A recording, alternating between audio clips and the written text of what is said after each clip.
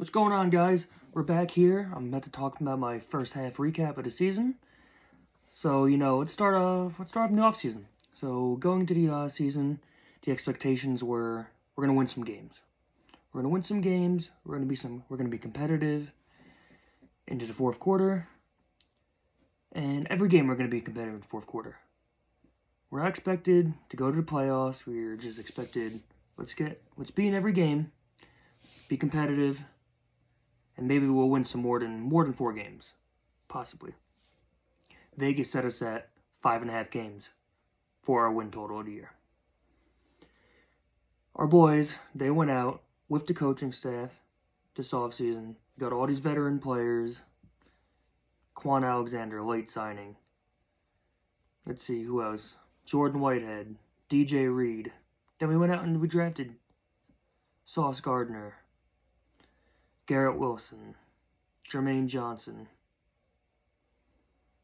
and etc. and more. Oh, we can't forget we signed Uzama, who was in the Super Bowl last year. Tyler Conklin, who was on that Vikings offense, who right now are on a very good 8-1 team. In the offseason during training camp, we lost Mekhi Becton to another knee injury. We signed Dwayne Brown. Late in training camp, he hurt his shoulder. He was Mekhi Becton's replacement. So he goes on IR. He's going to miss the first 4 games of the year. George Fant. He was playing the first few games. Didn't look very good at all. Whatsoever. Not good. Not as good as anything like last year. Unbelievable. Thank God we didn't pay him. Thank God. We put him on IR. He's now gone.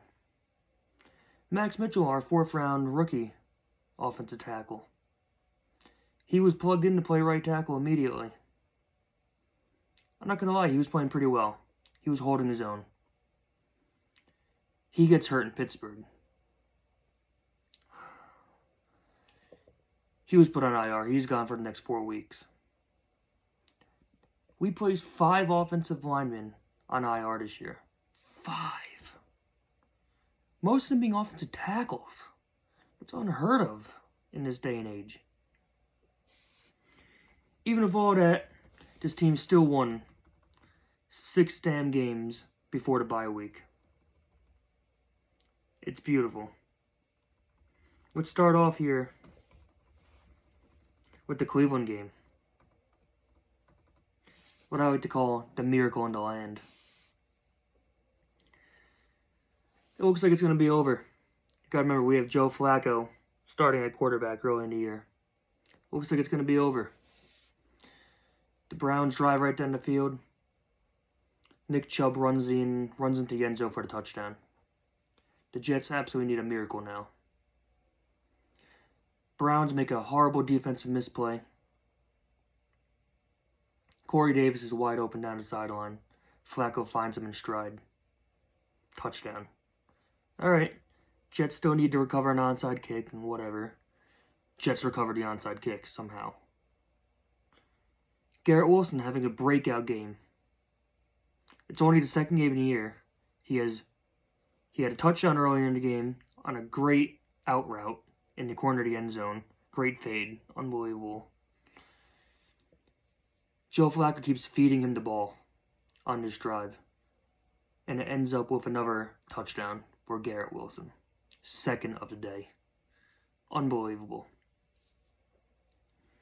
We come home. We got a very desperate Bengal team. We get our shit kicked in. I'm not even going to lie. They kicked our ass. Didn't help we had some stupid penalties in that game too. Alright, so right now we're 1-2. No, it's alright. We got something to look forward to though. Zach Wilson's coming back. Zach Wilson returns. Wasn't very good in the first 3 quarters of the game. The defense played their ass off. I believe that was Bryce Huff's first game where he was active. That's when the defense truly turned elite.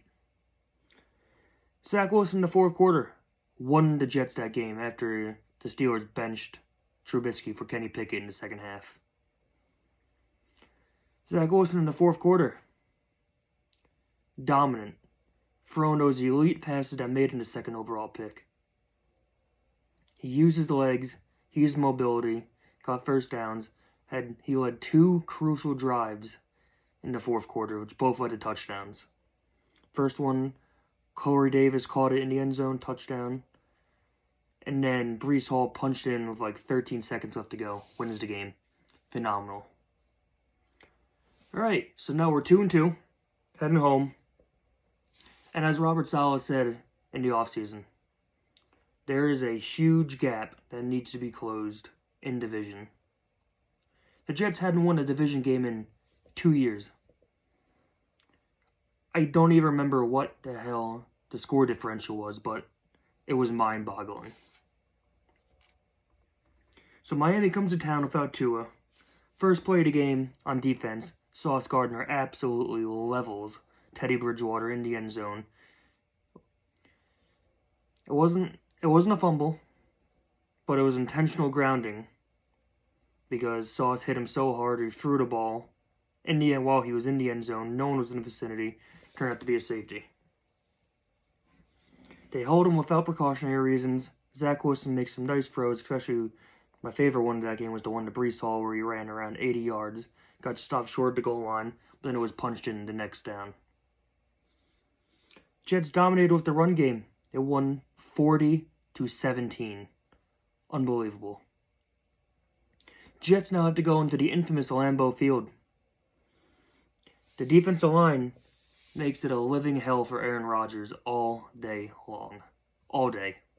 Rodgers made some good throws here and there, but he really didn't do anything that day. Jets special teams that day, phenomenal. Not only did they block a kick, they blocked a punt too. It is so rare that you see a blocked field goal, let alone a blocked punt in the same game. Unbelievable. Jets grind out a win there, 27-10. The Jets now have to go to a place where they rarely ever have success. In the Mile High City. We go back to the AFC Championship game. Horrible. Horrible, horrible, horrible. Then we go to last year. Zach Wilson looks horrible. Jets get shut out. Jets defense. Again, well, I mean, you can't really say anything else, but it's just been great. Both defenses were flying high in that game. It was a grinded out style game. Breece Hall made a huge run. First half. Touchdown around 50 yards. 50, 60 yards, something like that, whatever it was. Perfect. Jets get the 7-0 lead. Broncos come right back down. Get the touchdown. Missed the extra point. Final score.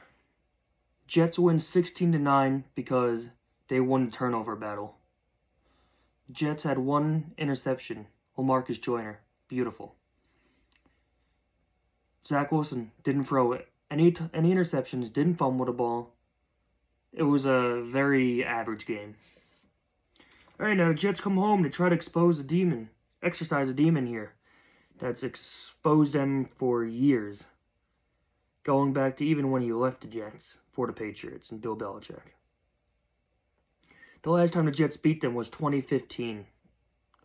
On an overtime touchdown pass from Ryan Fitzpatrick to Eric Decker in the corner of the end zone after a coin toss mishap. The Jets defense was dominating the start of the game. Mac Jones had nowhere to throw.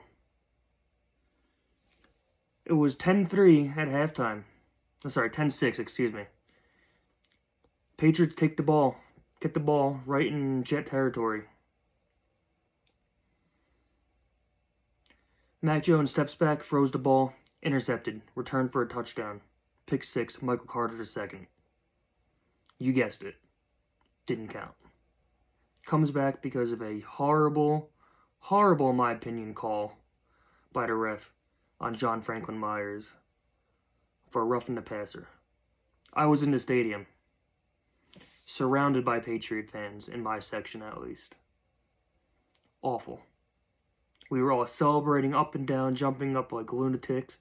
We're up 17-6 going into halftime. Instead, no. Now, Patriots kick the ball, kick a field goal, all of a sudden, 10-9. Patriots get the ball to start the second half, come right down, score. Take the lead. Huge momentum shift in that game. Zach Wilson had a horrible, horrible second half for over 3 interceptions. Can't do that. Cannot do that. Especially the way he threw the interceptions. They were horrible. Jets never recovered. Lose 22-17. Now everyone's saying, okay, the Jets have come back down to earth. With the Bills coming to town, Jets are going to get their ass kicked. All the media is saying they're going to lose. They have no shot. Well. The team full of first and second round year players who aren't well versed on the same old Jet mantra. The Jets are supposed to lose these games in horrible, ugly fashion. Decided to come out, and you know what? We're gonna take the Bills, and we're gonna make them our bitch basically today. The Jets defense made Josh Allen look like a rookie, only completing 52% of his passes, picked off twice. Should have been a third tip. Should have been 3 interceptions. Whitehead dropped the second one. They sacked him 5 times. They blitzed him only 2 times. Sauce Gardner had an interception. Whitehead picked Allen off on the first drive of the game, which started in great field position for the Bills because of a horrible opening kickoff. First play of the game, huge play from Allen to Diggs down the sideline. Around 40 yards, I believe it was. Stephon Diggs got shut down in the second half. Shut down. Didn't have a single catch in the second half. I think he finished with 93 receiving yards on like 6 catches, something like that. DJ Reed and Sauce Gardner really shut him down. What a play by Sauce Gardner on the final play of the game where Allen threw the ball 70 yards down the field with a hurt arm to break it up. And we're also going to talk about Bryce Huff. The play before that, forcing the fumble off the edge on Allen. Had no timeouts. Zach Wilson made a huge play late in the game too. Instead of forcing the ball on third down or throwing the ball away in the red zone, he took the sack. Forced the Bills to take their final timeout. The Bills have a very stingy run defense. One of the best in the league. The Jets ran the ball 8 times on the final drive of the game. 8 times in a row, excuse me. Bills couldn't stop it. That's how you set the tone. And that's how you beat those teams. Alright, the Jets end the first half 6-3 at the bye week. They now have to go into New England to start the second half of the season.